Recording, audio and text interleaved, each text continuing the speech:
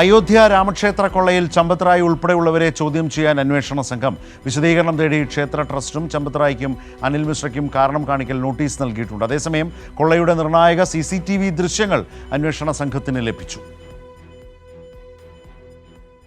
രാമക്ഷേത്ര തട്ടിപ്പിൽ സമ്മർദ്ദം ശക്തമായതോടെയാണ് ചമ്പത്രായ് ഉൾപ്പെടെ ഉന്നതരെ വീണ്ടും ചോദ്യം ചെയ്യാൻ അന്വേഷണ സംഘം തയ്യാറായത്.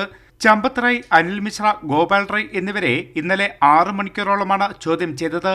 അന്വേഷണ സംഘം നേരത്തെ അറസ്റ്റ് ചെയ്ത അവിനാഷ് ശുക്ലയെ ഒരു ദിവസത്തെ പോലീസ് കസ്റ്റഡിയിൽ വിട്ടിട്ടുണ്ട്. ഇന്ന് രാവിലെയോടെ അന്വേഷണ സംഘം അവിനാഷ് ശുക്ലയെ ചോദ്യം ചെയ്യലിലെ രഹസ്യ കേന്ദ്രത്തിലേക്ക് മാറ്റി. അതേസമയം ചമ്പത്രായ്, അനിൽ മിശ്ര എന്നിവർക്ക് ക്ഷേത്രം ട്രസ്റ്റ് കാരണം കാണിക്കൽ നോട്ടീസ് നൽകിയിട്ടുണ്ട്. വിശദീകരണം എഴുതി നൽകണമെന്നാണ് ആവശ്യം.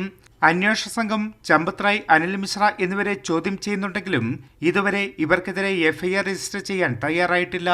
അതിനിടെ കൊള്ളയുടെ നിർണായക CCTV ദൃശ്യങ്ങൾ അന്വേഷണ സംഘത്തിന് ലഭിച്ചു.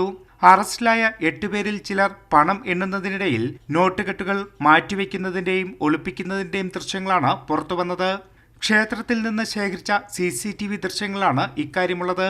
ക്ഷേത്രത്തിലെ പിൽഗ്രിം ഫെസിലിറ്റി സെന്ററിൽ നിന്നുള്ള 45 ദിവസത്തെ ദൃശ്യങ്ങൾ വിശദമായി പരിശോധിച്ചപ്പോഴാണ് ഈ ദൃശ്യങ്ങൾ ലഭിച്ചത്. കൈരളി ന്യൂസ്, ദില്ലി.